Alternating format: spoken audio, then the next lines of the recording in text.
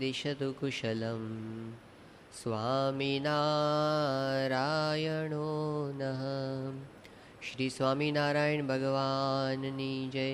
अक्षर पुरुषोत्तम महाराजनी जय। गुणातीतानंद स्वामी महाराजनी जय। भगतजी महाराजनी जय।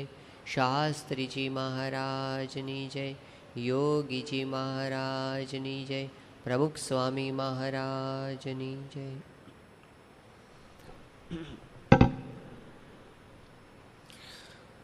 जे प्रगतिथी शांति वधे ए प्रगति साची प्रगति छे।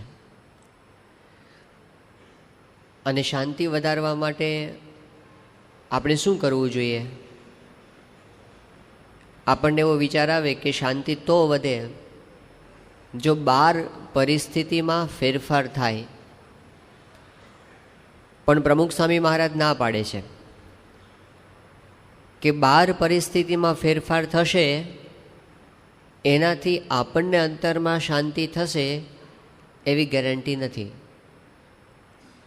जो आपणी अंदर फेरफार थशे ने तो शांति थशे। एक एवी राह जोईने लोको बैठा छे कि सतयुग आवशे ने तो शांति थशे। बार जो सतयुग आवे तो शांति थाय एवी आपणे राह जोईए छीए। पण वास्तविकता में एवुं नथी। श्रीमद भागवतनी अंदर प्रथम स्कंदनी अंदर जे परीक्षितनी कथा आवे छे तो एमां परीक्षित अने कलियुगनो संवाद आवे छे। कलियुगनी साथे संवादमां परीक्षित एने मारवा माटे तैयार थयो त्यारे कलियुगे शरणागत थयो अने कीधुं के मने कोईक स्थान आपो तमारे त्यां रहेवा माटे। ए वखते परीक्षित राजाए एने 4 स्थानों आप्या। 4 स्थान। पहेલું स्थान आप्युं के ज्यां जुगार रमातो होय त्यां रहेवानी छूट छे। बीजुं ज्यां मद्यपान थतुं होय। त्रीजुं ज्यां व्यभिचार थतो होय अने चौथुं ज्यां हिंसा थती होय। आ 4 स्थान बतावीने कीधुं के तारे आ जग्याए रहेवानी छूट। त्यारे कलियुगे कीधुं के आ 4 स्थान मने ओछा पड़शे, हजी थोड़ी जग्या वधारी आपो। अने एमणे कीधुं जे अतिशय सुवर्ण एकठुं थाय त्यां तारे रहेवानी छूट छे। एटले के अनीतिनुं सुवर्ण समजवानुं, त्यां अनीतिनुं धन भेगुं थाय त्यां। आ कथा आपणने शुं समजावे छे के कलियुग आपणा जीवनमां आववा देवो के न आववा देवो ए आपणा हाथमां छे। जो आ 5 स्थानोथी आपणे दूर रहीए तो कलियुगनी अंदर होઈએ तो पण आपणे सतयुगमां छीए। अने जो एमांथी एकाद 2 साधन पण आपणा जीवनमां आव्या तो आपणे सतयुगमां होઈએ तो कलियुगमां छीए। रावण ए पोते त्रेतायुगनी अंदर थयो। हिरण्यकशिपु के हिरण्याक्ष हता ए पोते सतयुगनी अंदर थया हता। के पछी कंस ने शिशुपाल हता ए द्वापर युगनी अंदर हता, पण ए बधा कलियुगमां ज हता।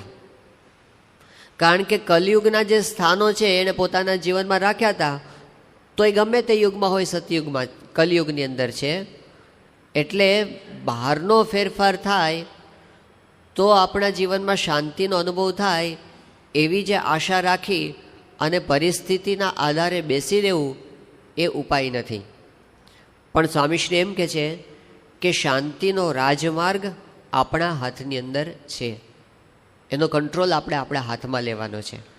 अने एना माटेनो उपाय आपणे गईकाले प्रमुख स्वामी महाराजना वाक्यथी ज जोता हता के स्वामीश्रीए कीधुं के शांतिनो राजमार्ग शुं छे, हाईवे कयो छे, एक्सप्रेस हाईवे कयो छे? अने जवाब आप्यो के विविध भोगमांथी वृत्ति पाછી वळे अने भगवान अने संतमां दृढ़ प्रीति थाय आ शांतिनो उपाय छे। विविध भोगमांथी वृत्ति पाછી वळे। आपणी वृत्ति अनेक दिशामां फैलाई गई छे, अनेक दिशानी अंदर, अने सतत आपणने बहार वृत्ति फैलाया करे एवा माध्यमों अत्यारे संपर्कमां आव्या करे छे। हवे एमांथी कोईक जग्याए प्रतिलोम करवुं, कोईक जग्याए आपणे अटकवुं अने अंतरवृत्ति करवी ए एक अर्थ आपणे गईकाले जोयो। बीजो अर्थ एनी साथे ए छे કે આપણે જે પાછી વૃત્તિ વાળવાની છે એટલે કે આહાર શુદ્ધિ કરવી. એવું તો ક્યારેય બનતું નથી કે આપણે આંખેથી બધું જોવાનું બંધ કરી દઈએ. એવું તો ક્યારેય થવાનું નથી કે આપણે કાનથી સાંભળવાનું બંધ કરી દઈએ. એવું તો થવાનું નથી કે આપણે ખાવાનું બંધ કરી દઈએ. એ તો થવાનું જ છે, શરીર છે એટલે. પણ એવું કરી શકીએ કે જે જોવાનું છે એ જ જોઈએ અને જે નથી જોવાનું એ ન જોઈએ. જે સાંભળવાનું છે એ જ સાંભળીએ, જે નથી સાંભળવાનું એ ન સાંભળીએ. એવું તો આપણે કરી શકીએ. એટલે વિવિધ ભોગમાંથી વૃત્તિ પાછી વાળવામાં એક બાબત છે આહાર શુદ્ધિની બાબત. એની ખૂબ મોટી અસર આપણા અંતઃકરણ ઉપર થાય છે. શ્રીજી મહારાજે જે પ્રથમના 18મા વચનામૃતની અંદર એક હવેલીનું દ્રષ્ટાંત આપણી સમક્ષ આપ્યું, એ બહુ વિચાર માગી લે એવું દ્રષ્ટાંત છે. આખું વચનામૃત શ્રીજી મહારાજ એક જ વિષય પર વાત કરે છે, વિષય ખંડન ઉપર. પણ વિષય ખંડન એટલે એવું નથી કહેતા તમે ખાવા પીવાનું બંધ કરી દો, એવું વાત નથી કરતા. ખાલી એની શુદ્ધિ બતાવે છે. તો એમાં સવારે વહેલા ઉઠીને શ્રીજી મહારાજે બધા સંતોને બોલાવ્યા છે, હરિભક્તોને બોલાવ્યા છે. અને પછી વાત શરૂ કરતા પહેલાં શ્રીજી મહારાજ એમ કહે છે કે મારા મનમાં તો એમ છે કે મારે આ વાત તમને નથી કરવી. કેમ એવું એમના મનમાં થતું હતું? એમને હતું કે જો હું આ વાત કરીશ તો કદાચ બધાને દુઃખ થશે, અઘરી પડશે વાત. તો એમણે કીધું કે મારા મનમાં તો એમ થાય છે કે હું તમને વાત ન કરું, પણ વળી એમ થાય છે કે તમે અમારા છો માટે જાણીએ જે કરીએ જ. આટલી ભૂમિકા વાત શરૂ કરતાં પહેલાં બાંધે છે વહેલી સવારે. પછી મહારાજ એમ કહે છે કે આ વાત સમજીને તે પ્રમાણે વર્તે તે જ મુક્ત થાય છે. અને તે વિના તો ગમે તેટલા શાસ્ત્ર ભણે, શ્રીજી મહારાજે વેદ, પુરાણ, સત્શાસ્ત્ર અને ભારત આદિક ઇતિહાસ આ બધા ગણાવ્યા કે બધાને ભણવે કરીને તથા એના અર્થને જાણવે કરીને પણ મુક્ત થાય નહીં. આ પ્રમાણે વર્તે તે જ મુક્ત થાય. આટલી ભૂમિકા બાંધી કે આ કેટલી અગત્યની વાત હું તમને કરવા માગું છું. અને ભૂમિકા બાંધીને પછી વાત એટલી જ કરે છે કે આપણે પંચ ઇન્દ્રિયો દ્વારા જે આહાર કરીએ છીએ એ આહાર જો શુદ્ધ થાય તો આપણું અંતઃકરણ શુદ્ધ થાય, અને જો આહાર અશુદ્ધ થાય તો આપણું અંતઃકરણ અશુદ્ધ થાય. અને પછી મહારાજે કીધું કે જો આહાર શુદ્ધ થશે તો અખંડ ભગવાનની સ્મૃતિ રહેશે. અને પંચ ઇન્દ્રિયોના આહારમાંથી જો એક ઇન્દ્રિયનો આહાર પણ મલિન થાય તો અંતઃકરણ ભ્રષ્ટ થઈ જશે, અને પછી ભગવાનના ભજનનું સુખ નહીં આવે. એટલે તમે જ્યારે ભજન કરવા માટે બેસો એ વખતે આપણને થાય કે આપણું મન કેમ ભગવાનમાં ચોંટતું નથી. તો એનું કારણ મહારાજ કહે છે કે એમાં અંતઃકરણનો ઝાઝો વાંક નથી. ઝાઝો વાંક તો પંચ જ્ઞાનેન્દ્રિયોનો છે. જે આપણે જોયું છે, સાંભળ્યું છે, એ બધું આપણને આડું આવીને નડે છે. ગુણાતીતાનંદ સ્વામીની વાતો પ્રમાણે સ્વામી કે કલકત્તું આપણે જો જોયું નથી તો સપનામાંય નથી આવતું. જે જોયું છે એ જ સપનામાં આવે છે, જે નથી જોયું એ સપનામાંય નથી આવતું. એટલે કોક વખત આપણે જે ઇન્દ્રિયો દ્વારા ગ્રહણ કર્યું છે એ આપણા અંતઃકરણની અંદર બધું ભેગું થાય છે, અને એટલે એની શુદ્ધિ જરૂરી છે. કેટલી બધી એની અસર થાય છે આપણા ઉપર. રામાયણની અંદર એક કથા આવે છે કે જ્યારે રામચંદ્રજી અને સીતા માતા પોતે વનની અંદર ફરતા હતા, અને એ વખતે સીતાજીએ પોતે રામચંદ્રજીને કીધું કે તમે અત્યારે વનવાસીનો વેશ ધારણ કર્યો છે તો આ શસ્ત્ર શું કામ તમે રાખો છો. એ વાર્તાલાપ દરમિયાન એમણે એક પ્રસંગ કીધો છે કે પૂર્વે એક ઋષિ હતા. એ ઋષિ એટલા બધા તપસ્વી હતા કે એના તપનું બળ ખૂબ વધવા માંડ્યું. અને જ્યારે ખૂબ તપનું બળ વધવા માંડે ત્યારે સૌથી વધારે ચિંતા પહેલી થાય ઇન્દ્રને, કારણ કે આનું તપ જો વધી જશે તો મારું ઇન્દ્રાસન જતું રહેશે ને એના હાથમાં આવી જશે, એનું પુણ્ય વધી જશે. તો એટલે ઇન્દ્રને બહુ ચિંતા થઈ. એટલે એણે શું કર્યું, જે કાયમ માટે ઉપાય અજમાવે છે એવો અજમાવ્યો, અપ્સરાને મોકલી. પણ ગમે તેવી અપ્સરાઓ સામે આવી, પહેલાં ઋષિ જરાય ચલિત ન થયા પોતાના તપમાંથી, પોતાની સાધનામાંથી. એટલે આ ઇન્દ્ર મૂંઝાયો કે હવે શું કરવું. પછી એણે એક ઉપાય વિચાર્યો કે પોતે એક મુસાફરનો વેશ લઈ અને ત્યાં ઋષિના આશ્રમ પાસે આવ્યો અને ઋષિને પગે લાગીને વાત કરી કે હું અહીંથી પસાર થઉં છું આમ જાત્રાએ, તો તમે મારું એટલું થોડું કામ કરશો. ઋષિ કે શું બોલો. કે મારી પાસે એક આ વસ્તુ છે, તમે થોડોક સમય સાચવો અને હું જ્યારે પાછો આવું ત્યારે લઈ જઈશ. ઋષિ પાછા દયાળુ હતા, આપણે બહુ વિનંતી કરી એટલે એમને કીધું મૂકી જાઉં, શું મૂકવું છે? એટલે એમણે કીધું બીજું કાંઈ નથી, આ એક તલવાર છે એ મૂકીને હું જાઉં છું. એમ કરીને તલવાર એમણે ત્યાં આગળ આપી અને કીધું કે તમે આને સાચવજો, હું પાછો આવીને લઈ જઈશ. એમ કરીને જતો રહ્યો.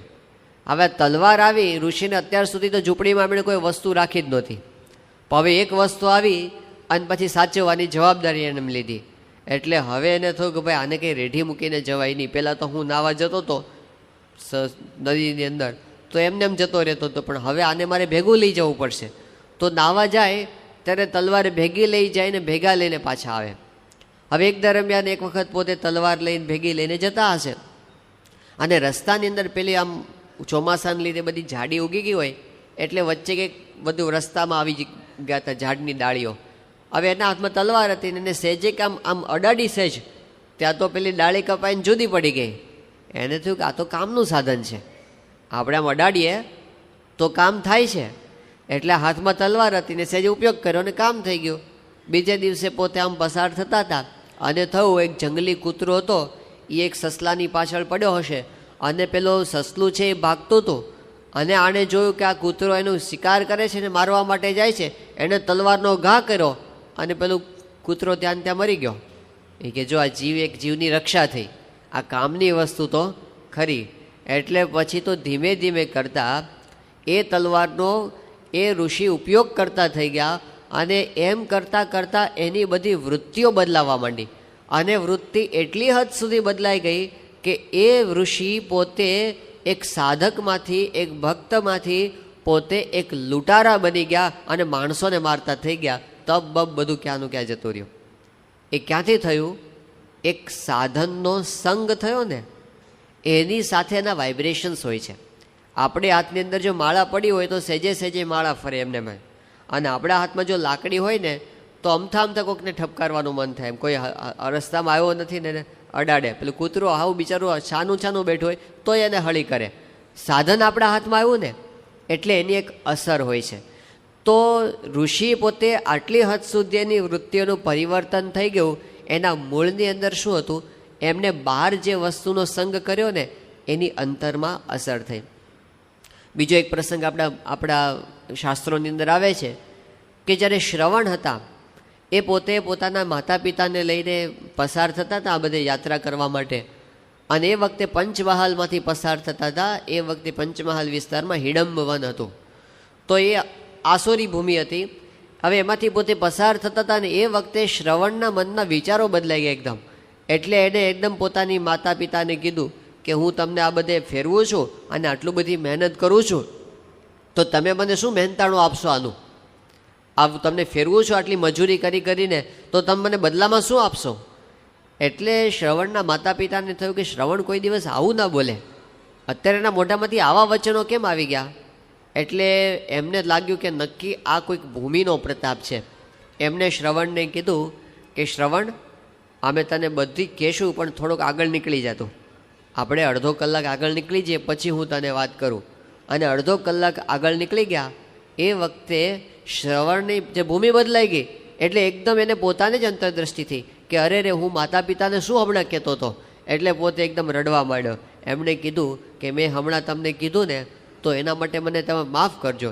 ત્યારે એના પિતાએ કીધું કે શ્રવણ, તારો વાંક નહોતો, એ ભૂમિનો વાંક હતો. એ ભૂમિમાં આવ્યા એટલે એના વિચારોની તારા પર અસર થવા માંડી. તો બહાર આપણે જે જોઈએ સાંભળીએ એની કેટલી બધી આપણા પર અસર થતી હોય છે. પરીક્ષિત છે, એને જ્યારે પેલા શિકાર કરવા માટે ગયો હતો અને એમાંથી પાછા ફરતા જ્યારે પોતે શૃંગી ઋષિના આશ્રમમાં આવ્યો, શમીક ઋષિના આશ્રમમાં, અને એ વખતે શમીક પોતે ધ્યાનમાં બેઠા હતા, પરીક્ષિતનું સન્માન ન થયું અને પરીક્ષિતે ગુસ્સે થઈને સાપ એના ગળામાં નાખી દીધો. એ જે ઘટના બની એનું કારણ પણ મુખ્ય શું હતું? એ પરીક્ષિતે પોતે એ વખતે જરાસંધનો મુકટ પહેર્યો હતો, અને એનો મુકટ પહેર્યો ને એટલે એના વિચારો ઉપર એની અસર થવા માંડી. તો આહારની અસર આપણા મન ઉપર થાય છે. બીજો એક પ્રસંગ પણ રામાયણના અનુસંધાનમાં કહેવામાં આવે છે કે જ્યારે ત્યાં યુદ્ધ જીતી ગયા રામચંદ્ર ભગવાન રાવણની સામે, અને પછી વિભીષણે લક્ષ્મણજીને કીધું કે ચાલો હું તમને લંકા બતાવું, અને પોતે આમ લંકા બતાવવા માટે લઈ ગયા. અને એ વખતે ત્યાં પેલું સિંહાસન હતું રાવણના મહેલની અંદર, તો એમણે કીધું વિભીષણે લક્ષ્મણજીને કે આ સિંહાસન પર હવે મારે બેસવાનું થશે, પણ તમે એને પ્રસાદીનું કરી આપો, તમે બેસો પહેલાં. અને લક્ષ્મણજીને બેસાડ્યા ત્યાં આગળ. અને એ વખતે રામના વિજયના ચારે બાજુ ઘોષ થતા હતા, બધા એમ એકદમ બધા વાજિંત્રો વાગતા હતા. ત્યારે એ વખતે લક્ષ્મણજી ત્યાં બેઠા ને એકદમ એની વૃત્તિ બદલાઈ જ ગઈ આખી. એ કે આ શેના અવાજો આવે છે, શેના વાજિંત્રો વાગે છે? અને એમણે કીધું કે ભાઈ આ તો રામચંદ્રજી જીત્યા એના વાજિંત્રો છે, લઈ આવો રામને મારી પાસે પકડીને. એટલે વિભીષણે કીધું આને જલ્દી ઊભા કરી દેવા જશે, ઊભા થઈ જાઓ, ઊભા થઈ જાઓ. ઊભા થઈ ગયા ને લક્ષ્મણના વિચારો પાછા બદલાઈ ગયા.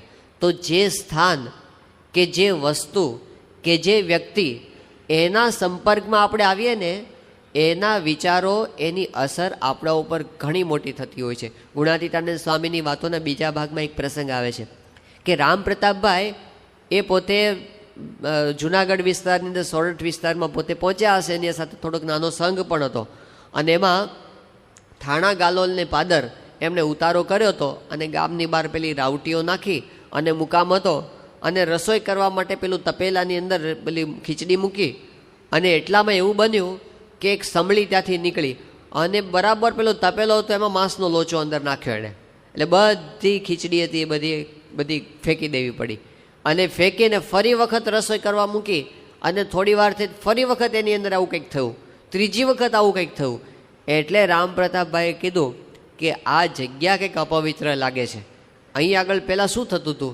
એટલે લોકોએ કીધું કે અહીં આગળ છે ને પેલા આરબોની બધો પેલા બેરખ અહીં પડી રહેતી હતી, એટલે એ બધા દારૂ પીતા અને માંસ ખાતા અને બધું એ બધા અનિષ્ટ બધા કરતા, એ આ ભૂમિ ઉપર એણે કરેલા છે. રામ પ્રતાપભાઈ કે જગ્યા બદલો, આપણે બીજી જગ્યાએ રસોઈ કરો. અને બીજી જગ્યાએ રસોઈ કરીને તો વાંધો આવ્યો નહીં. તો જે સ્થાન એની સાથે ખરાબ વ્યક્તિના વિચારો જોડાયેલા છે એ સ્થાનના સંપર્કમાં આપણે આવીએ તો એની આપણા ઉપર અસર થાય છે. એટલે શ્રીજી મહારાજે પ્રથમના 18મા વચનામાં એ વાત કરી કે આપણે જે વ્યક્તિને જોઈએ એ વ્યક્તિના વિચારો આપણા ઉપર અસર કરે. જે વ્યક્તિના હાથની રાંધેલી રસોઈ આપણે જમીએ તો એ વ્યક્તિએ જે રસોઈ બનાવી હોય ને એના વિચારો પણ આપણા પર અસર કરે છે. એટલે આપણે ત્યાં પેલું આહારની અંદર એમ કહેવામાં છે હોટલનું બહારનું ન ખાવું. આનું કારણ શું છે? એક આ છે મુખ્ય કારણ કે એ જે વાતાવરણમાં બન્યું હોય છે ને એ વાતાવરણ સારું નથી હોતું. જે આપણા ઘરની અંદર પવિત્ર વાતાવરણમાં સારા વિચારો સાથે અને એક પ્રકારના આમ આપણું ઘરનું વાતાવરણ કેવું છે? પ્રેમનું વાતાવરણ છે પરસ્પરનું. અને એવી ભાવના સાથે જે રસોઈ બની હોય એના વાઇબ્રેશન્સ જુદા હોય. અને જે હોટલની અંદર બન્યું હોય અને બનાવનારના જેવા વિચારો હોય અને એના જેવા કૃત્યો હોય એની અસર જુદી હોય. એટલે આપણું અંતઃકરણ એનાથી ભ્રષ્ટ થવાની સંભાવના રહે છે. એટલે આપણને ના પાડવામાં આવે છે કે આહારની અંદર ખાસ ખ્યાલ રાખો. આહાર એટલે ખાલી ખાવું એ જ આહાર નથી, પણ 5 ઇન્દ્રિયો દ્વારા આપણે જે કાંઈ ગ્રહણ કરીએ એ બધું જ આહારની અંદર આવે છે. તો આહાર શુદ્ધિનો વિવેક એટલે બતાવવામાં આવ્યો. જેમ આપણે ત્યાં પેલું એ પણ કહેવામાં આવે છે કે આપણે બહુ સિનેમા છે એ ન જોવું, અથવા ટેલિવિઝન જોવાની અંદર વિવેક રાખવો. આવું પ્રમુખ સાંઈ મહારાજ જે કહે છે એનું કારણ પણ આ જ છે કે પહેલાં તો આપણે કેવું હતું કે આપણે પેલું એકદમ આપણા ઘરમાં સંસ્કારી વાતાવરણ હોય તો આપણે કોઈ દારૂડિયાને કે કોઈ મવાલી જેવો માણસ હોય એને ઘરમાં આપણે આવવા જ ન દઈએ, ઘરમાં પ્રવેશ જ ન આપીએ. પણ આ વિજ્ઞાને આપણને એવું સાધન આપી દીધું કે તમારે બહારથી લાવવાની જરૂર નહીં, તમે એક સ્વિચ ઓન કરો ને આખી દુનિયાના બધા મવાલી માણસો આપણા ઘરમાં એક હારે આવી જાય, લાવવા જ ન પડે. બધા દારૂડિયા એક હારે ઘરની અંદર આવી જાય. તો હવે એને કેવી રીતે રોકવા? આપણે કે ટેલિવિઝનના કાર્યક્રમો થોડા બદલી શકીશું. આપણે એને કહી શકશું કે ભાઈ તમે આટલા આવા હિંસક કાર્યક્રમો કે આવા ખરાબ દ્રશ્યો તમે આપો છો તો એમાં તમે ફેરફાર કરો. એ નથી કરવાના, એને પૈસા કમાવા છે. એ એડવર્ટાઇઝમેન્ટની અંદર જે ખરાબ દ્રશ્યો આવશે એ નહીં બદલે. તો આપણે કોને બદલવાનું? આપણે આખી પૃથ્વીમાં કાંટા પાથરેલા હોય તો પૃથ્વી મઢાવવા જઈ શકવાના નથી, પણ શું કરી શકીએ? પગમાં જોડા પહેરી લઈએ, એટલું તો આપણે કરી શકીએ. તો આપણે એવો વિવેક તો રાખી શકીએ કે શું જોવું ને શું ન જોવું, બાળકોને શું જોવા દેવું અને શું ન જોવા દેવું, એટલો વિવેક તો આપણે રાખવો જ પડે. અત્યારે જે બહુ મોટી અસર આપણી દુનિયાની અંદર જોવા મળે છે, જેવું ટેલિવિઝનનું છે ને એવું જ આ ઇન્ટરનેટનું છે. બહુ ભયંકર. ટેલિવિઝન કરતાં બધું 1000 ગણું વધારે એની અંદર ભયંકર છે.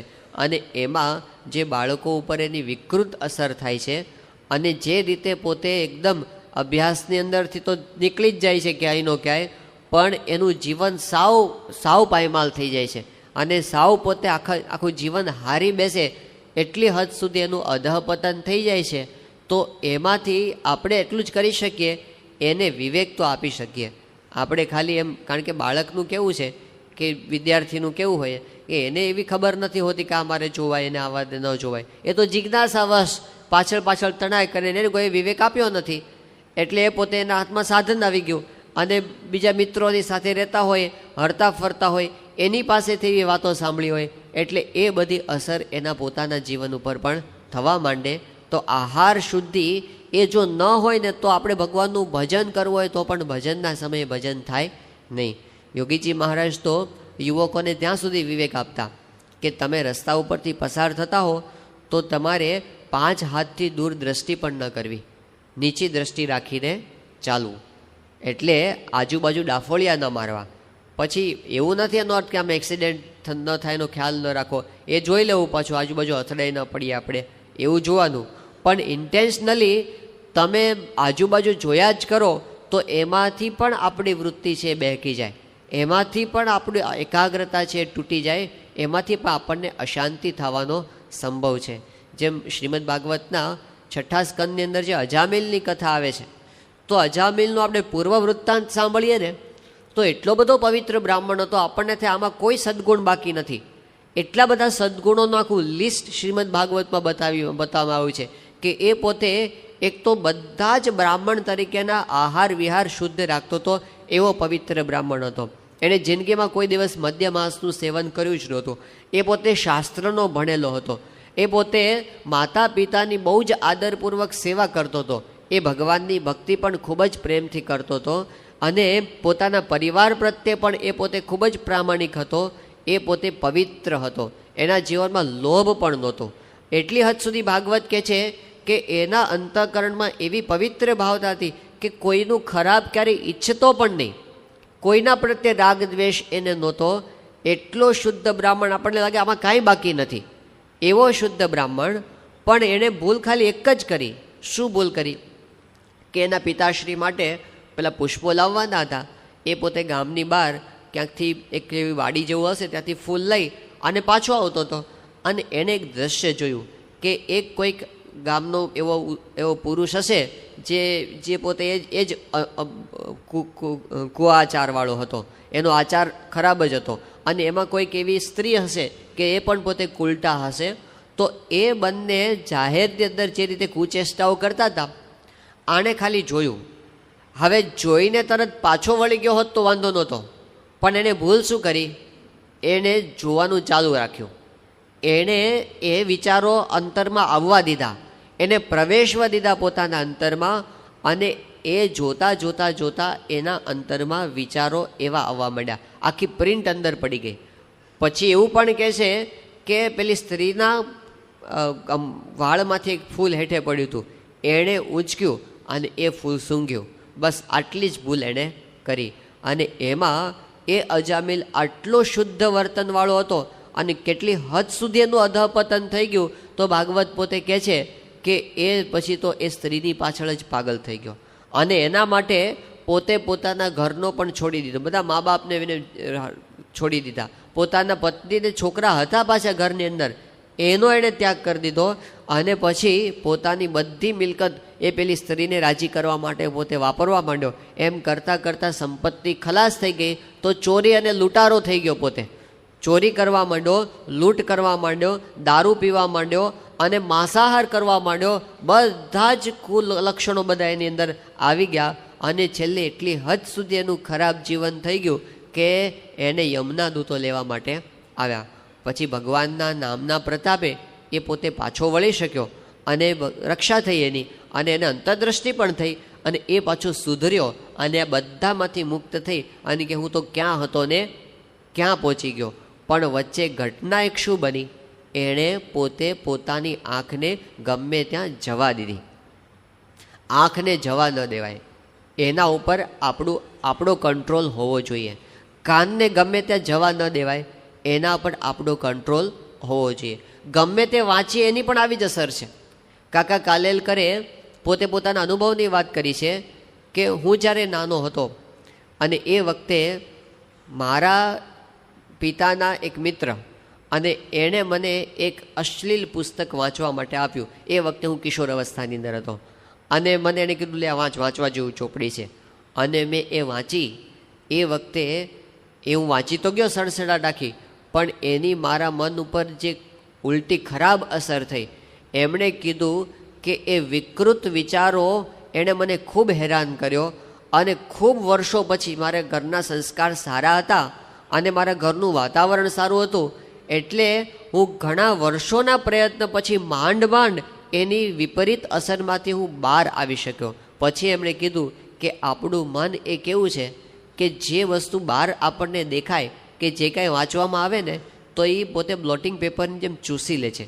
જેમ સ્પંચ હોય એ બધું ચૂસી લે ને, એમ જે વસ્તુ વ્યક્તિ કે વાતાવરણના યોગમાં આવે એ બધું ચૂસી લે છે અને એ ચૂસી લે છે ને પછી અંદરથી બહાર નીકળતું નથી. એટલે પહેલાં જ એવી વસ્તુને અંદર પ્રવેશવા ન દેવી, વિવિધ ભોગમાંથી વૃત્તિ પાછી વાળવી. એનો અર્થ એવો નથી કે આપણે ખાવા પીવાનું ઉઠવા બેસવાનું બંધ કરી દેવું, પણ આપણે વિવેક રાખવો કે કઈ વસ્તુ એવી છે જે મારા અંતઃકરણને ભ્રષ્ટ કરી નાખશે અને જે મને મારું મન સ્થિર થતાં અટકાવશે. એક વખત આની અંદર ચડી જાય ને પછી પાછા વળવું બહુ કઠણ પડે છે. એટલે પહેલેથી જ એની પાળ બાંધવાની એ આપણા શાસ્ત્રોએ પણ આપણને મર્યાદા બતાવી છે. તો શ્રીજી મહારાજે જે પ્રથમના 18મા વચનામૃતની આપણે વાત કરતા હતા એમાં થોડાક આકરા શબ્દો પણ વાપર્યા છે. મહારાજ એમ કહે છે કે જો તમે આવો વિવેક નહીં રાખો અને તમે ગમે તે જોતા ફરશો, ગમે તે સાંભળતા ફરશો, તો એની અસર કેવી થશે? તો મહારાજ કહે કે એની અસર એવી થશે કે તમારો અને અમારો સંબંધ નહીં રહે. આવું કહી દીધું, તમારે અમારી સાથે સંબંધ નહીં રહે અને મરીને પછી કાં તો ભૂત થશો કાં બ્રહ્મ રાક્ષસ થશો અને તમે જે ભક્તિ કરી હશે એનું ફળ તો રઝળતા કોઈક કાળે મળશે, પણ અમારો સંબંધ તમને છૂટી જશે.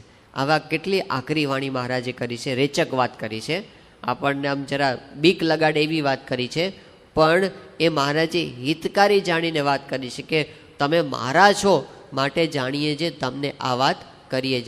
એટલે આ બાબતની અંદર ખૂબ જાણપણું રાખવાની જરૂર છે. આપણે ગમે તેટલા આંતરિક સાધના કરતા હોય પણ બાહ્ય વર્તનની જો શુદ્ધિ ન હોય ને તો આંતરિક સાધનામાં કોઈ દિવસ સ્થિર થવાય જ નહીં. આ પંખો આટલી સ્પીડે ફરતો હોય અને પછી આપણે એની ઉપર કાંકરી મૂકવા જઈએ, ક્યાંય ઉડી જાય, કેવી રીતે સ્થિર રહે? આટલું ફરફર કરે છે ને. એમ આપણું મન એ એટલું બધું ડોળાયેલું હોય અને પછી આપણે ધ્યાન કરવા બેસીએ, સ્મૃતિ કરવા બેસીએ, એ થાય જ નહીં. એટલે એ ડોળાયેલું ન થાય અંતઃકરણ અને પવિત્ર રહે, શુદ્ધ રહે, શાંત રહે, એના માટે આ બહારના આહારની શુદ્ધિ પણ ખૂબ જ આવશ્યક છે. એટલી ડિસિપ્લિન જો આપણે આપણા જીવનમાં ન કેળવીએ તો પછી આપણને ભગવાનમાં વૃત્તિ રાખવા માટેનો પ્રયત્ન પછી આપણને શું થાય ખબર છે? આટલા સમયથી કંઈ સત્સંગ કરીએ છીએ અને આટલા સમયથી આપણે વાતો સાંભળીએ છીએ, પણ છે ને કાંઈ એની અસર થતી નથી, કાંઈ આમ અંતર સ્થિર થતો એવું લાગતું નથી. પણ વૈદ આપણને દવા આપે અને એમ આપણને કહે કે આ દવા તમે લેજો અને આટલી ચરી પાળજો, એવું આપણને સાથે સાથે કહે છે કે આટલી ચરી તમે સાથે પાળજો. તો આપણે દવા તો લઈએ પણ ચરી ન પાળીએ તો શું થાય? વરસ દાડ સુધી દવા લીધેલી જ કરીએ, એકેય ચરી પાળીએ નહીં, તો પછી આપણને એનો અસર શું થાય છે? નેગેટિવ અસર. કે પછી આપણને દવામાંથી શ્રદ્ધા ઉઠી જાય કે જવા દો ને, આ દવા તો કંઈ કામ કરતી નથી. અરે દવા તો એકદમ વ્યવસ્થિત છે. શ્રીજી મહારાજે જે દવા આપણને આપી છે, કથા વાર્તાની વાત આપણે સાંભળી હતી, તો મહારાજે એવું કીધું કે આ કથા વાર્તા એવી દવા છે કે ગમે તેવો કામી, ક્રોધી, લોભી કે લંપટ જીવ હોય, શબ્દો આપણે વિચારવા જેવા છે. કાર્યાણીના 12મા વચનામૃતમાં આવે છે, ગમે તેવો કામી એટલે એની પરાકાષ્ઠાએ પહોંચેલો કામી પુરુષ હોય, ગમે તેવો કામી, ગમે તેવો ક્રોધી, ગમે તેવો લોભી કે ગમે તેવો લંપટ જીવ હોય, પણ જો આ ભગવાનની કથા વાર્તા છે એ વિશ્વાસ રાખીને પ્રીતિએ સહિત સાંભળે તો એનું અંતઃકરણ સ્થિર થાય જ, એનું મન શાંત થાય જ, એને અંતઃકરણમાં શાંતિનો અનુભવ થાય જ. આ દવા છે. હવે આપણે આ દવા લઈએ, 1 વર્ષ સુધી લઈએ અને કથા સાંભળીએ આપણે, પણ પછી થાય કે તોય મન કેમ સ્થિર થતું નથી? કારણ શું છે? દવા લઈએ છીએ, ચરી પાળતા નથી. અને પછી થાય જવા દો ને, આ તો બધું માળાએ ફેરવીએ છીએ અને મંદિરે જઈએ છીએ, પણ કાંઈ આપણા ઉપર એની અસર થતી નથી, ચરી નથી પાળતા એટલા માટે. તો એ બે પેરેલલ જોઈએ, દવા પણ લેવાની અને સાથે ચરી પણ પાળવાની. તો ઔષધ તો ખરેખર અત્યંત ગુણકારી છે, એ આપણને અસર કરે જ. આગળ આટલા બધાને કરેલું છે તો આપણને કેમ અસર ન કરે? તો આપણી આ ભૂલ એ આપણે ટાળવાની જરૂર છે. એટલે ભગવાનમાં સીધે સીધું મારે જેવું ન કીધું કે તમે બસ ભગવાનમાં જોડાઈ જાઓ, કે એવું ન કીધું. એવું કીધું વિવિધ ભોગમાંથી વૃત્તિ પાછી વાળી અને ભગવાનને સંતમાં દ્રઢ પ્રીતિ થવી. 2 વસ્તુ ભેગી બતાવી. એક બાજુ દ્રઢ પ્રીતિ બતાવી, પણ સાથે વૃત્તિ પાછી વાળવાની વાત પણ બતાવી. એટલે આપણને કંઈ એવા અઘરા સાધન નથી કહેતા કે તમે જંગલમાં જઈને ઊંધે માટે તપ કરો, એવું નથી. આપણે જે કરીએ છીએ કરતાં કરતાં જ ખાલી થોડીક આપણી પાળ એને આપણે થોડી મજબૂત કરીએ, અને એ મજબૂત પાળ રાખીને આપણે જો નક્કી કરીએ કે આપણે આટલું કરવું છે અને આટલું નથી કરવાનું, આની બહાર પગ મુકાય જ નહીં, તો ચોક્કસપણે આપણી રક્ષા થાય, ભગવાન આપણી સહાય કરે અને આપણા અંતરમાં સ્થિરતાનો અનુભવ થાય. જેમ આપણે આ યોગ બધા કરે છે ને, બધા યમ નિયમ આસન પ્રાણાયામ પ્રત્યાહાર ધારણા ધ્યાન ને સમાધિ, તો એમાં આપણે જે આસન અને પ્રાણાયામ અત્યારે લોકો ઘણા કરતા થઈ ગયા, પણ એ આસન ને પ્રાણાયામની પહેલાંના 2 સ્ટેપ કયા છે? યમ અને નિયમ. એ કોઈ કરતા નથી, એ કોઈ કરતા નથી. પરદેશના લોકો બધા ધોળિયાઓ યોગા યોગા યોગા કરીને પોતે આમ બેસી જાય ઊંચું આંખો બંધ કરીને. પણ ભાઈ દારૂ પીને ન થાય, એ માંસાહાર કરીને ન થાય. આગળના 2 સ્ટેપ છે, પહેલાં યમ, પછી નિયમ, પછી આસન ને પછી પ્રાણાયામ આવે છે. તો યમની અંદર શું આવે? સંયમ, કંટ્રોલ આવે કે આ લેવાય ને આ ન લેવાય, એ વિધિ નિષેધના નિયમ આવે. તો યમની અંદર શું ન કરવું એ આવે, નિયમની અંદર શું કરવું એ આવે. એ તમે પહેલાં કર્યું અને પછી તમે આસન પ્રાણાયામ કરો તો એનો આધ્યાત્મિક લાભ એ ખરા અર્થમાં થાય. ફિઝિકલી પણ શારીરિક રીતે પણ જો આપણે આ પ્રાણાયામનો લાભ લેવો હોય તો પહેલાં યમ નિયમના માર્ગમાંથી પસાર થવું જ પડે. એના વિના તમે સીધે સીધું પ્રાણાયામ કરવા જાઓ પણ ખાવા પીવામાં વિવેક ના રાખો તો આપણને શારીરિક રીતે પણ જે લાભ થવાનો છે એ થાય નહીં પ્રાણાયામથી. તો એ કંટ્રોલ પહેલાં આપણે કરવો પડે છે. પહેલાં શ્રીજી મહારાજ એવી વાત કરી કે કૂવો હોય અને એની અંદર પાણી ભરેલું હોય અને એ પાણી ગંદુ થઈ ગયું હોય તો હવે એને સાફ આપણે કરવો છે. અંદર બધો કદડો પડ્યો છે ને નીચે આપણે બહાર કાઢવો છે. તો પ્રશ્ન શું થાય કે આપણે પાણી બહાર તો કાઢીએ પણ પાણી પાછું અંદર આવ્યા જ કરે, સાઈડમાંથી પેલી શેરો હોય પાણી આવ્યા કરે. એ કૂવાને ખાલી કેવી રીતે કરવો સાફ કરવા માટે? તો મહારાજે શું રીત બતાવી કે પહેલાં તો જ્યાંથી શેરો આવે છે ને ત્યાં પહેલાં ગાભા મારી દેવા. એ ગાભા મારી અને અંદરથી પાણી આવતું પહેલાં બંધ કરવું અને પછી અંદરનું પાણી છે ઉલેચીને ખાલી કરવું, બધો કચરો કાઢી નાખવો અને પછી કૂવાને ભરવો. અત્યારે શું થાય છે આપણે કે અહીં આવીએ ત્યારે આપણે આ બધું શું કરીએ કે કૂવાને ઉલેચવાનું કામ આપણે કરીએ, શુદ્ધ કરવાનું કામ આપણે કરીએ, પણ ઓલી શેરો બંધ ન કરી હોય એટલે એ તો આવ્યા જ કરે પાછી. એ સતત ચાલુ ને ચાલુ જ રહે, આખો દિવસ ચાલુ રહે. આ તો આપણે 15 મિનિટ 20 મિનિટ ઠાકોરજી પાસે આવ્યા કે કલાક કરતાં આપણે કથા સાંભળી કે થોડા દિવસ માટે સાંભળી, પણ પહેલી શેરો તો 24 કલાક ચાલુ છે. એટલે એને આપણે બંધ તો કરવી પડે ને, તો આની આપણને અસર થાય, તો આપણને જે લાભ થવાનો છે એ થાય. એ વિના 2 બાજુથી બધું ચાલુ રહે તો પછી પેલો જીવ જગતનો એવો ડાયો કથા સાંભળવા જાય, ભાંડ ભવાઈને ભૂંગળ વાગે ત્યાં પણ તૈયાર થાય. ત્યાં પણ તૈયાર થાય તે જોને બુઢાપાની લાજ જ ખોવાય, કહે ગોવિંદરામ ગધેડો ગંગામાં નાયો, જીવ જગતનો એવો ડાયો. તે 2 વસ્તુ ભેગી થાય. અહીં આગળ હરે હરે અને ત્યાં આગળ વાહ વાહ. એમ નહીં, પણ મહારાજ એમ કે છે પ્રમુખ સાહેબ મહારાજ કે પહેલાં તો આપણે એટલું કરીએ વિવિધ ભોગમાંથી વૃત્તિ પાછી વાળીએ. અને એ ખાલી આમ બળપૂર્વક નહીં, સમજણપૂર્વક, પરાણે નહીં, સમજીને. જેવી રીતે આપણે ડાયાબિટીસ હોય અને એ પોતે ખાંડ છોડે છે સમજણપૂર્વક છોડે છે કે પરાણે નહીં, એને કંઈ બાંધીને ન રખાય કે પૂરી ન રખાય કે નથી ખાવાની ખાંડ. એ સમજે છે આ મારા માટે નુકસાનકારક છે અને આમાં લાભ નથી કાંઈ, મને લાભ કરતાં મને નુકસાન વધારે છે. થોડોક સમય કદાચ મજા આવશે પણ એનું જે પરિણામ ચૂકવવું પડશે ને એ મને બહુ ભારે પડવાનું છે. એટલે પોતે સમજણપૂર્વક એમાંથી પાછો વળે છે. એવી રીતે વિવેક ભોગમાંથી સમજણપૂર્વક થોડીક વૃત્તિ આપણે પાછી વાળતા શીખીએ. આ સંસારમાં કેવું છે કે જેને આપણે આમ માની બેઠા છીએ ને કે આમાં મને બહુ મજા આવી જશે, બહુ મજા આવી જશે, એને લીધે લોકો એની પાછળ તણાય છે. ખરેખર ઘણી બધી બાબતમાં એવું હોય છે કે ગાડરિયો પ્રવાહ હોય છે. સંસારનો પ્રવાહ કેવો છે?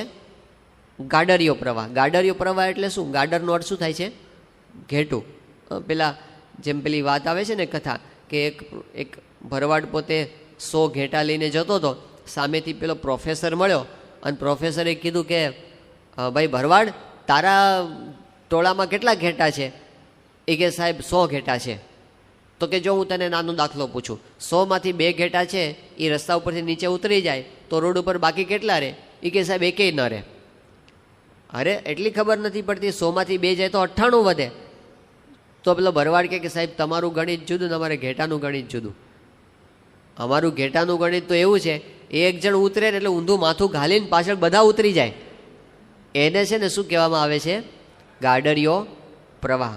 તો ઘણી બધી બાબતમાં આપણને દુનિયામાં ગાડરિયો પ્રવાહ જોવા મળે છે કે આમાં બહુ મજા આવશે એવું લોકો કહે છે, એટલે લોકોની સાથે ભળવા માટે આપણે કે હા આમાં બહુ મજા આવશે.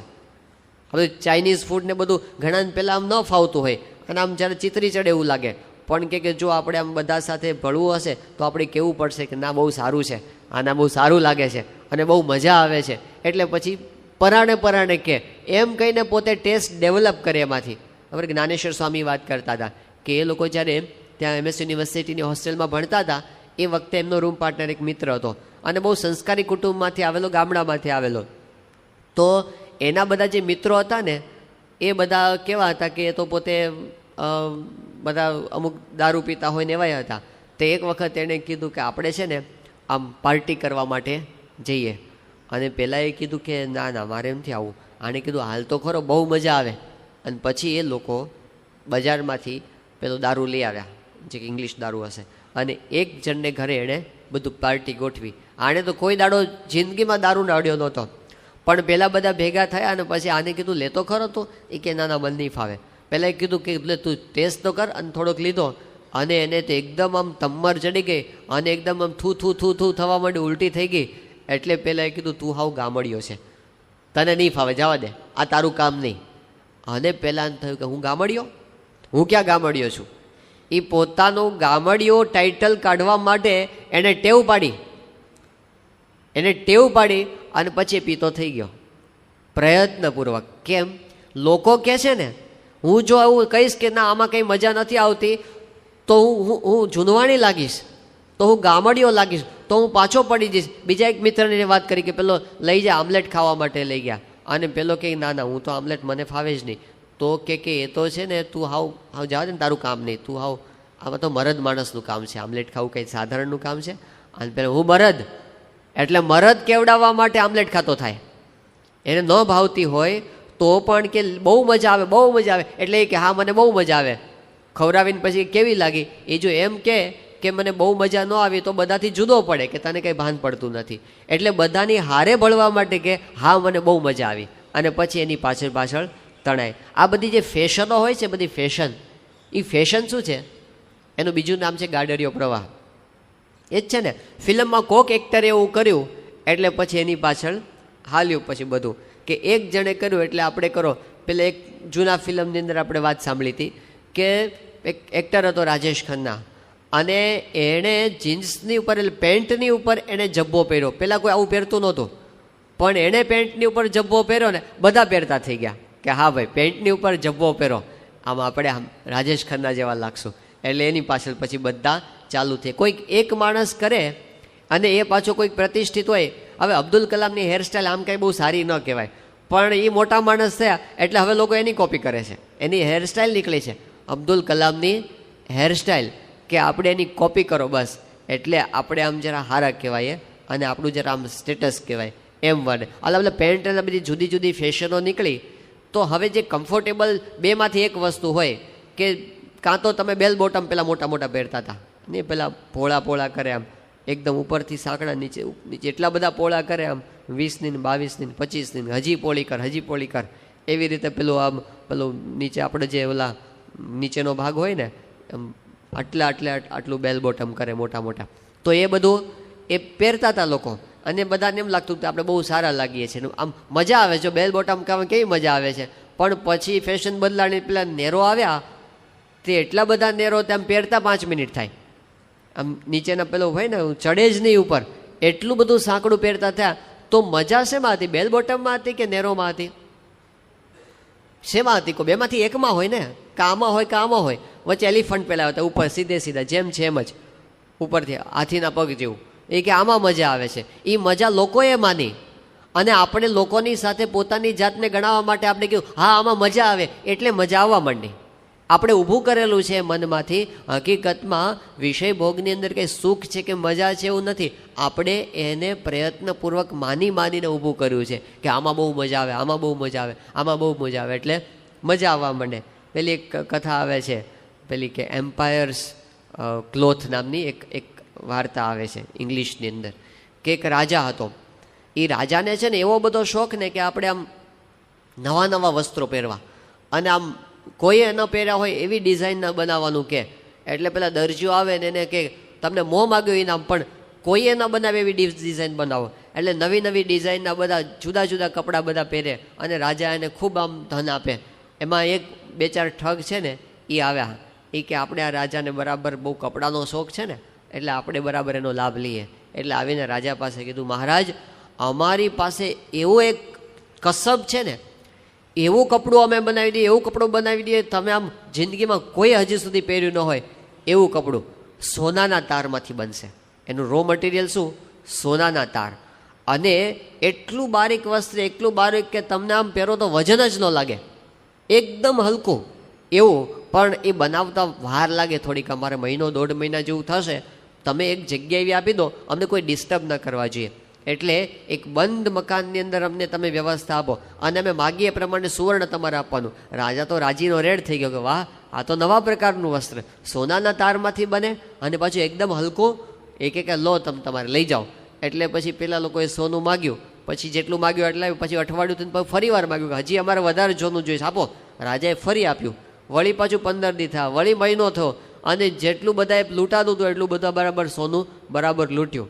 અને પછી રાજા કે કેટલી વાર છે? કે બસ હવે 4-5 દિવસમાં એકદમ ફર્સ્ટ ક્લાસ બને છે, એટલો સરસ ડ્રેસ બને છે, અમે પણ અમારી જિંદગીમાં કોઈ દાડો બનાવ્યો નથી, એટલો સારો ડ્રેસ બને છે, અને તમે જોઈને આમ ખુશ થઈ જશો. પણ આ ડ્રેસની વિશેષતા કેવી છે કે એ ડ્રેસ દેખાય કોને? જેણે કોઈ પાપ ન કર્યું હોય ને એને જ દેખાય. એને જે દેખાય એટલો બારીક છે અને એટલો સરસ છે કે એની વિશેષતા એ કે જેને પાપ કર્યો હોય ને એને ન દેખાય. જે પાપી હોય ને એને ન દેખાય, જે પુણ્યાત્મા હોય ને એને જ આ ડ્રેસ દેખાય. અને રાજાએ કહ્યું આ તો હળું જબરું કહેવાય, નવા પ્રકારનો ડ્રેસ. અને પછી એમણે કીધું હવે ક્યારે? બસ રવિવારે આપણે પહેરાવીએ તમને. અને રવિવારે સવારે 9 વાગ્યાનું મુહૂર્ત કાઢ્યું, અને પેલા 10 માણસો એને કીધું કે અમારે ઉંચકવા માટે જોઈશે. પટારામાં છે આખું વસ્ત્ર. 10 માણસો છે પટારો ઉંચકીને લાવ્યા. આમ સરસ મજાની પેટી ત્યાં મૂકી રાજાના મહેલની અંદર, અને એના જે પેલું એનું તૈયાર થવાનો ખંડ હોય ને એમાં બીજા બધાને બહાર મોકલી દીધા. અને પછી રાજાને કહ્યું મહારાજ આની અંદર એ વસ્ત્ર છે, અને વસ્ત્ર ખરેખર બહુ સુંદર છે, આમ એટલું બારીક કે તમને વજન જ ન લાગે, અને દેખાય એવા લોકોને જ કે જે પુણ્યશાળી હોય. એમ કરીને પેલું પટારો ખોલ્યો, અને 4 માણસોએ ભેગા થઈ, અને આમ કાંઈ દેખાય તો નહીં જ, ખાલી આમ જ ઉંચક્યો. અને રાજે કે આમાં જ કંઈ દેખાતું જ નથી. આળું હાથ ઊંચકીને ઊભો કર્યો કે આમાં જ. પણ જો એમ કે મને દેખાતું નથી તો શું લાગે? તો હું પાપી છું. મહારાજ કેવું છે વસ્ત્ર? ના સરસ લાગે છે, બસ જો હવે તમને પહેરાવીએ છીએ અમે. એમ કરીને રાજાની આમ બાજુમાં ગયા અને એને આમ પહેરાવી દીધું. રાજાને બીજા કપડાં કાઢી નાખ્યા અને આ પહેરાવી દીધું. એટલે રાજા એ બર્થડે શૂટની અંદર આવી ગયો. કંઈ પહેર્યું જ નહોતું, રાજાને આમ પહેરાવી દીધું. મહારાજ કેવું હલકું લાગે છે, જો આમ વજન જ ન લાગે ને, કંઈ એવું છે ને જાણે શરીરને અડતું જ નથી, એટલું હલકું, અને આમ કેટલું સરસ લાગે છે. રાજે કે મારું કંઈ દેખાતું તો છે નહીં, અને આમનામ છે, જો હું કહીશ કે કાંઈ નથી તો કહેશે કે હાળું પાપી છે. એ કે હા બહુ સરસ લાગે છે. રાજા કે બસ હવે મારી નગર યાત્રા કાઢો, અને આપણે હાથી પર બેસીને નવું વસ્ત્ર પહેર્યું છે, આપણે નીકળીએ અને બધે જાહેરાત કરાવી દો, અને કહેજો પાછા કે પુણ્યશાળીને જ દેખાશે, આ પાપી નહીં દેખાય.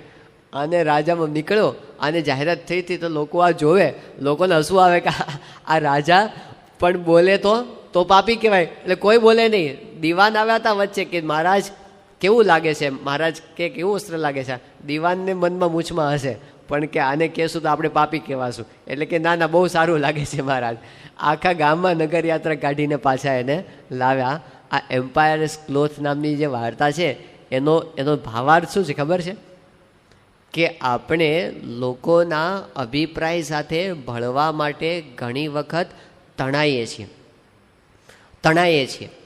આપણને સારા થવું નથી ગમતું, સારા દેખાવું ગમે છે.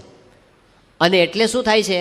સારા દેખાવા માટે લોકો આપણને આમ સ્વીકારે એની સોસાયટીની અંદર, એટલા માટે આપણે પ્રયત્નપૂર્વક આ વિષયોની પાછળ તણાઈએ છીએ કે ના ના, આ ચાઇનીઝ આઈટમ તો સારી જ લાગે, અને આ તો આમાં તો મજા જ આવે, ચીલી પનીરમાં તો બહુ સારું લાગે. એ બધું ઊભા કરીએ આપણે ટેસ્ટ, અને પછી એની પાછળ તણાઈએ. તો વિવિધ ભોગ એ આપણને જે તાણે છે એનું કારણ શું છે? કે આપણે એની પાછળ તણાઈએ છીએ. બાકી એ ભોગની એવી તાકાત નથી કે આપણને તાણી શકે, પણ આપણે એવી વૃત્તિ ઊભી કરી છે. તો મહારાજ સમુખ સ્વામી મહારાજ એમ કહે છે કે આપણે એની લિમિટેશન સમજવી, કે આ દુનિયાના જેટલા કંઈ ભોગવિલાસ દેખાય છે એ બધા, મહારાજજી કીધું મોટી ભૂલ ક્યાં થાય છે? અંત્યના 14માં કીધું કે આપણે એને બહુ દુર્લભ માની બેઠા છીએ. અંત્યના 14માં જ્યારે મુક્તાનંદ સ્વામી મહારાજને પ્રશ્ન પૂછ્યો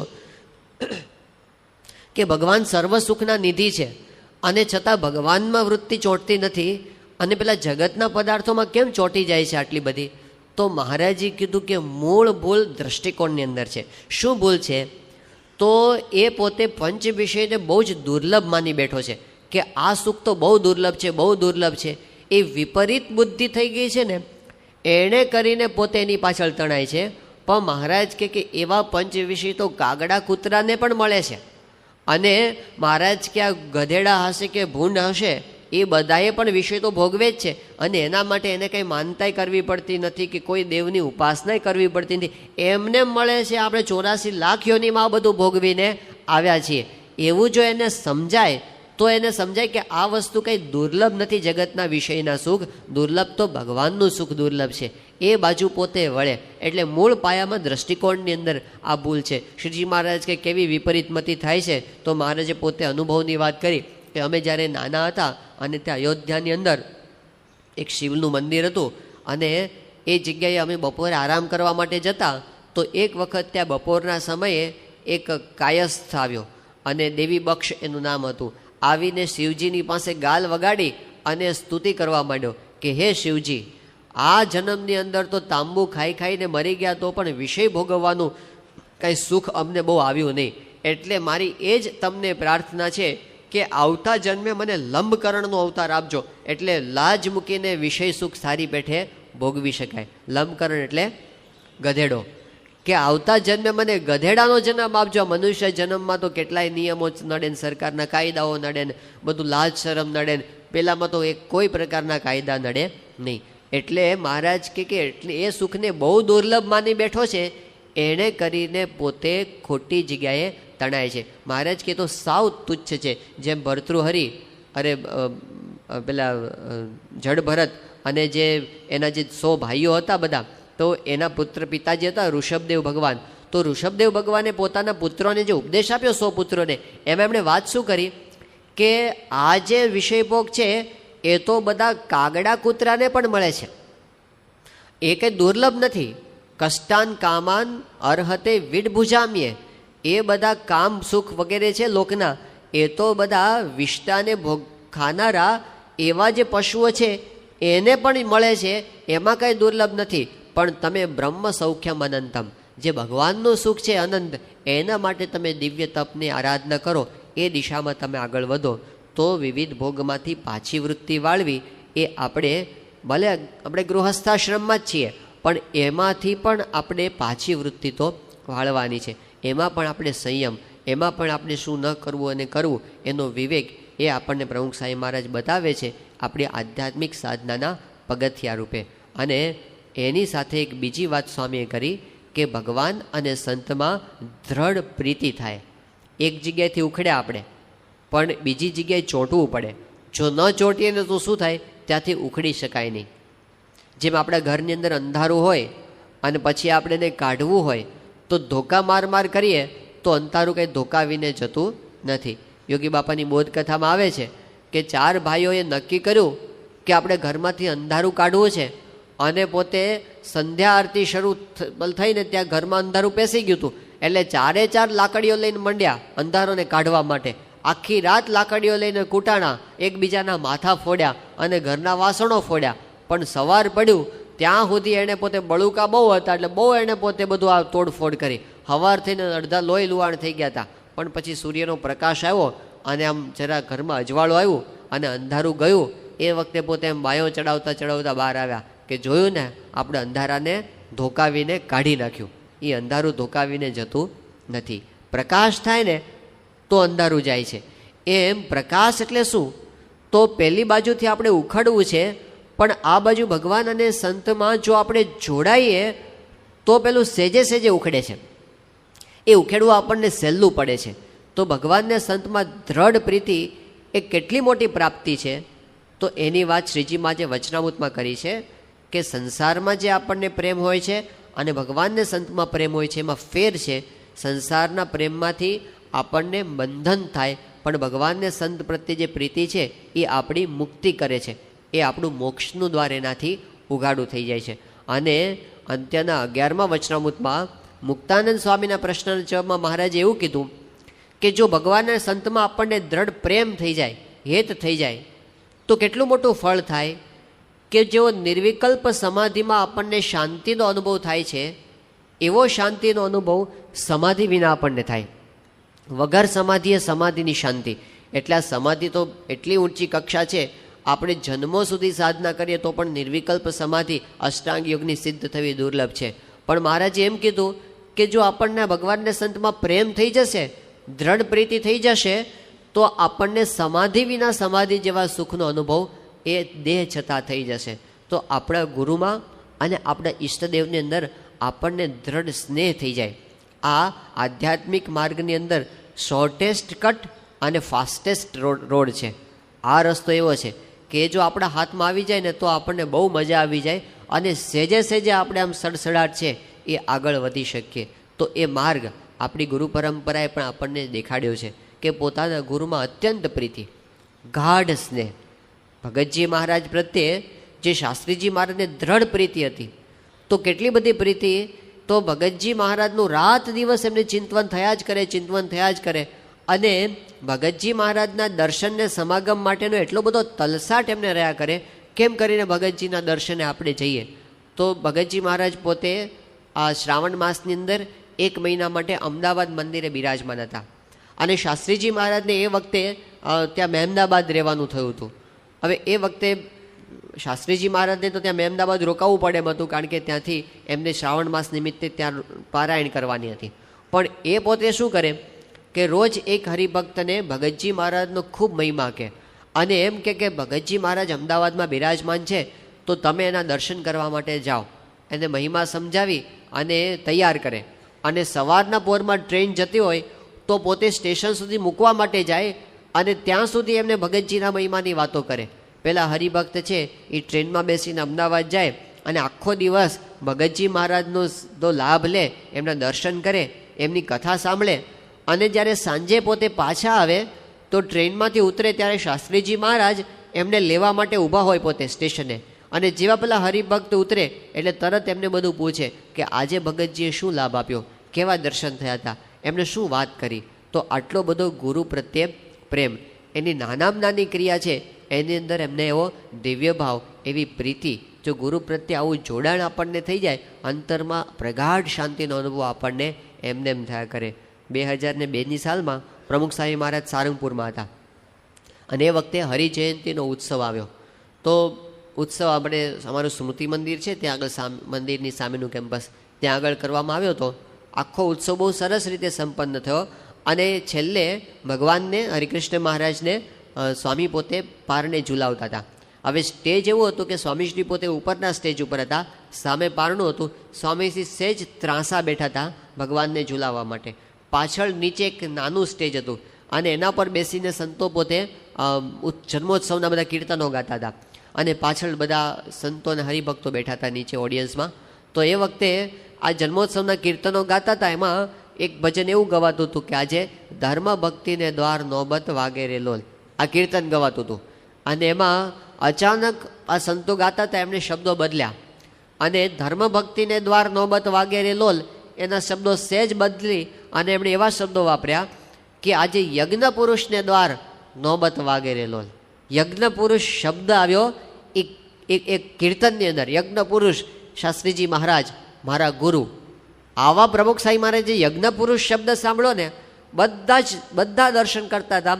બધાને અનુભવ થયો, સ્વામીના ચહેરાના આખા ભાવ બદલાઈ ગયા. અને સ્વામી પોતે આમ આ બાજુ જે ઠાકોરજી સામે ઝુલાવતા હતા ને, સ્વામી 45 ડિગ્રી આમ ફરી ગયા. સંતો જે બાજુ ગાતા હતા ને એ બાજુ, અને સ્વામી તાલ આપતા જાય. અને બહુ જ રાજી થયા સ્વામી, કે પોતે ગાય મોટે મોટેથી, આજે યજ્ઞ પુરુષને દ્વાર નોબત વાગેલો. સંતોને લાગ્યું આ તો સ્વામીને ગમી ગયું લાગે છે, એટલે એમણે ઉપાડ્યું. અને પછી તો સ્વામીએ સંતોને બોલાવ્યા ઉપર, અને ઘનશ્યામ બાપા ત્યાં આગળ હતા, અને બધાએ ખૂબ મુજરા સ્વામીએ ત્યાં આગળ કરાવ્યા. સ્વામી તાલ આપતા જાય અને બધાને સ્વામી પ્રેરણા આપતા જાય. મને આખો આનંદ થઈ ગયો. આખું બધાને અનુભવ થયો, કંઈક જુદું થયું છે એવો બધાને અનુભવ થઈ ગયો. એ સભા ત્યાં પૂરી થઈ. અને પછી સ્વામીશ્રી તો પોતે તરત જ ગાડીમાં બેસી અને એમને ઉતારે જવાનું હતું. રાતના મોડું થઈ ગયું હતું. આ બાજુ બધા સંતો અને હરિભક્તો બધા, એ તો સભાની અંદર બધું વાઇન્ડઅપ ચાલતું હતું અને ત્યાં દર્શન ચાલતા ત્યાં હતા. સ્વામીશ્રી ઉતારે ગયા તો ગાડીની અંદર રસ્તામાં સ્વામી પોતે એકલા ગાયા કરે, આજે યજ્ઞ પુરુષને દ્વાર નોબત વાગે રે લોલ. એ પોતે ગાય ગાડીમાં બેઠા બેઠા. અને જ્યાં પોતે ઉતારે પહોંચ્યા, ગાડી ઊભી રહી, સ્વામીશ્રી બાથરૂમમાં ગયા ત્યાંથી. અને પછી જેને સારંગપુરમાં દર્શન કર્યા છે એને ખબર છે કે સ્વામીશ્રીનો જે શયનખંડ છે એમાં ડાબી બાજુ બાથરૂમ આવે છે. પછી એમાંથી બહાર નીકળીને સીધો પલંગ આવે છે, જેમાં સ્વામીશ્રીને આરામ કરવાનો હોય. અને સામે ખુલ્લો કાચ રાખ્યો છે, એટલે બહારથી પણ બધા દર્શન કરી શકે સ્વામીશ્રી આરામમાં જાય એ વખતે. તો બાબા પોતે આવ્યા બાથરૂમમાંથી બહાર, અને નોર્મલી એમનું રૂટીન એવું છે કે તરત જ પોતે પલંગની અંદર બેસી જાય, પણ એ બેઠા નહીં. એમને પેલું પંક્તિ એટલી બધી ચડી ગઈ હતી ને યજ્ઞ પુરુષને દ્વાર, તો સ્વામી રીતસર હાથ ઊંચા કરી અને તાળી વગાડતા વગાડતા, આ ઉંમરે સ્વામીશ્રી એ પોતે તાળી વગાડતા વગાડતા રૂમના આ છેડેથી આ છેડે જાય અને આ છેડેથી આ છેડે આવે અને ગાતા જાય, આજે યજ્ઞ પુરુષને દ્વાર નોબત વાગેરેલો. પછી સ્વામી પલંગમાં બેઠા. એ વખતે દિવ્ય પુરુષ સ્વામી એ સ્વામીશ્રીની સાથે સેવામાં હતા. તો સ્વામીએ દિવ્ય પુરુષ સ્વામીને કીધું કે દીપુ તું નાચો. હવે એમને તું નાચવાનો અંગ જ નથી, એમને એવું ફાવે જ નહીં. સ્વામી કે નાચ, એમ કરીને સ્વામી પોતે ગાય, આજે યજ્ઞ પુરુષને દ્વાર નોબત વાગેરે લોલ. અને એમની પાસે સ્વામી રીતસર કરાવ્યું એક્શન એવી, અને કૃષ્ણ વલ્લભ સ્વામીને લીધા. હવે એમને આવું ફાવે નહીં, સ્વામી એમને એવું બધું કે નાચો અહીંયા આગળ 2 જણા. આ સ્વામી આરામમાં જતા જતા આવું એમને એકદમ ગુરુનો શબ્દ આવી ગયો ને યજ્ઞ પુરુષ, એટલે એટલો બધો આનંદ ઉમંગ થઈ ગયો હતો. હવે એ વખતે બહુ જ ઓછા સંતો હાજર હતા ત્યાં બાપા આરામમાં ગયા ત્યારે.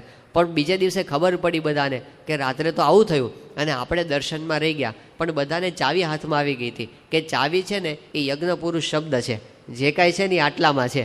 એટલે બીજે દિવસે સવારે સ્વામીશ્રી ઠાકોરજી પાસે દર્શન કરવા માટે આવે તો પાછળ પ્રદક્ષિણાની અંદર રૂપચોકી છે, ત્યાં રોજ દર્શન કરવા માટે જાય. એ શાસ્ત્રીજીમાંનું પ્રસાદીનું સ્થાન છે.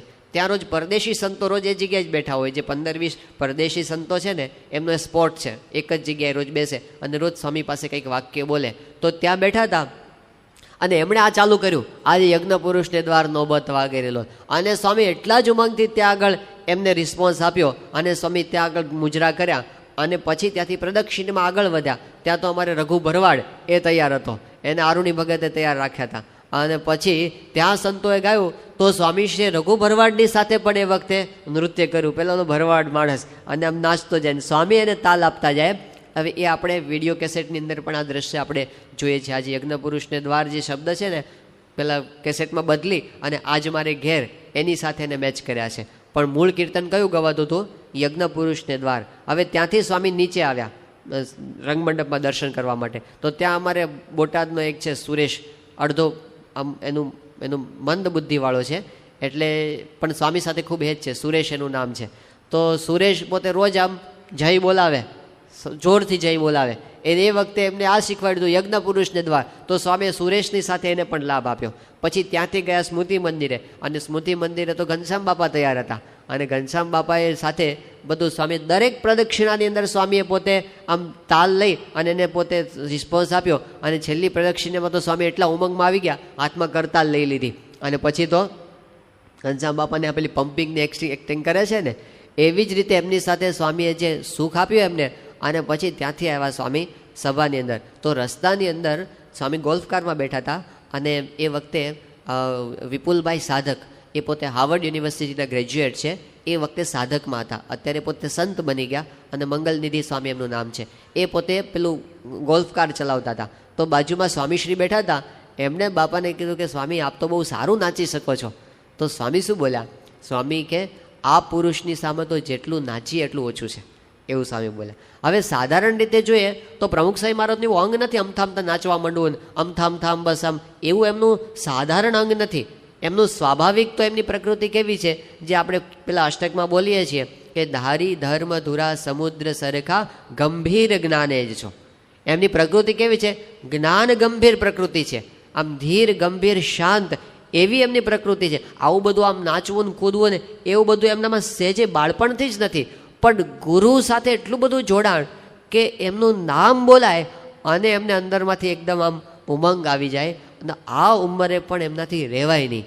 તો એવો જે અત્યંત અંતરનો પ્રેમ, એવો જો આપણને ગુરુ સાથે થઈ જાય કે એ ગુરુ સાથે આપણને આમ, જે સ્વામીશ્રી પોતે કહે છે કે અમને ગુરુમાં એવો સાક્ષાત ભાવ આવી ગયો હતો, આ ભગવાનનું જ સ્વરૂપ છે અને એને લીધે એમને પ્રગાઢ સ્નેહ પોતાના ગુરુને વિશે જે થયો છે, તો એ આપણને એક માર્ગ બતાવે છે કે આપણને પણ જો ભગવાનને સંતમાં આવી ગાઢ પ્રીતિ થઈ જાય ને, તો પછી ભલે આપણે સંસારની અંદર રહીએ તો પણ સંસારથી આપણે નિર્લેપ જ છીએ, આપણે અખંડ ભગવાનના સંબંધમાં જ છીએ અને આપણા અંતરથી ભગવાન છેટા ક્યારેય થાય નહીં, આપણને સદાય શાંતિનો અનુભવ પણ થયા કરે.